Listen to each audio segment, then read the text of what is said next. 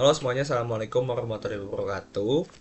Kami di sini akan menjelaskan apa sih itu QA dan kenapa perannya penting banget sih di dunia teknologi zaman sekarang. Sebelum itu, izinkan aku memperkenalkan diri. Nama aku Krisnandar Randiansyah dengan NPM 714220052 dari Prodi D4 dan Informatika. Dan di sini aku nggak sendirian, aku bersama teman-temanku juga, ada Hairi Saifullah dengan NPM 714220061 dan ada teman aku satu lagi yaitu Iri Ahmad Fauzi dengan NPM 714220035. Nah, sebelumnya nih, kalian pernah dengar nggak sih kata-kata QA itu apa? Tapi mungkin kalian udah pernah dengar tapi nggak tahu artinya apa, singkatannya apa. Terus kalian juga pernah nggak sih kayak di LinkedIn atau di apapun itu banyak yang butuh lowongan dibutuhkan QA engineer. Terus kamu skip aja gitu karena kamu nggak tahu itu apa.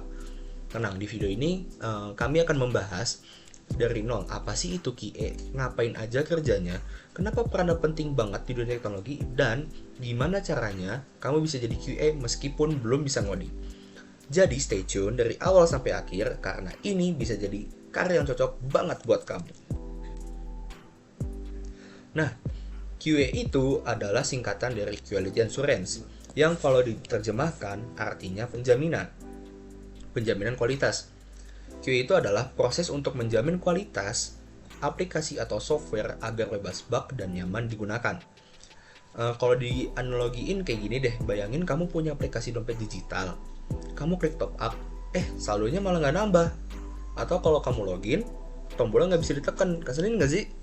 Nah, QA itulah yang mastiin hal-hal itu yang nggak bakal terjadi.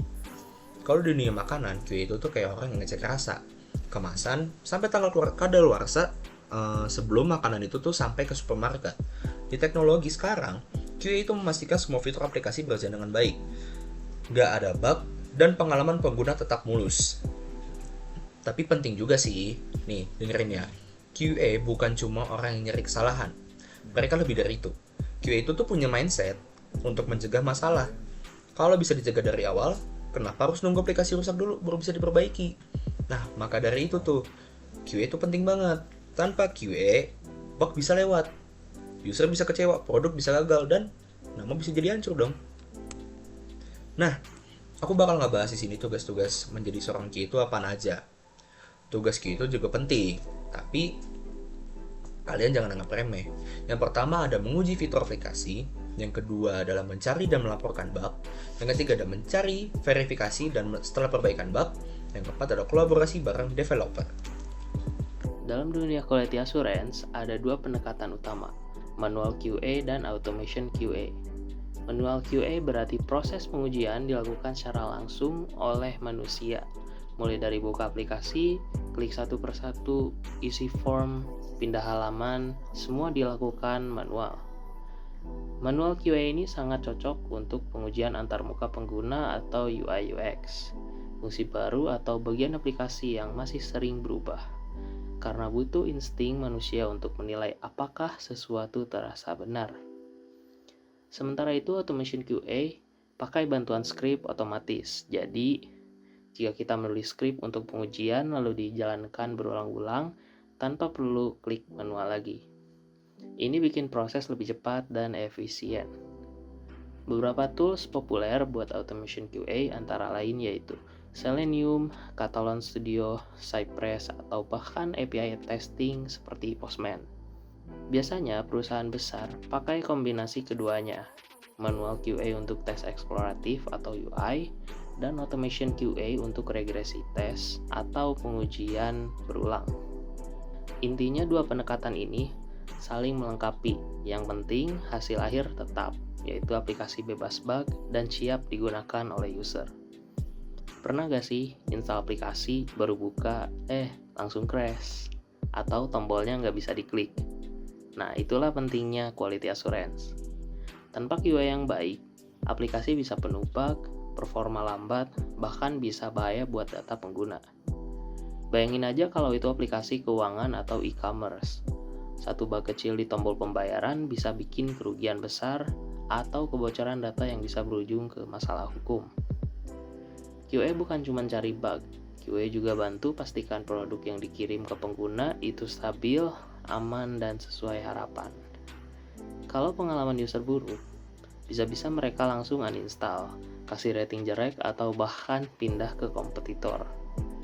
Dengan QA yang baik, kita bisa jaga reputasi aplikasi tetap positif dan pastikan pengguna puas. Karena pada akhirnya, aplikasi yang nggak dites dengan benar adalah aplikasi yang nggak layak dipercaya. Oke, selanjutnya bisa jadi karir buat kamu. Buat kamu nih yang tertarik kerja di dunia teknologi, QA adalah salah satu jalan masuk yang bagus. Kenapa? Di sini kamu nggak harus jago coding dulu ya.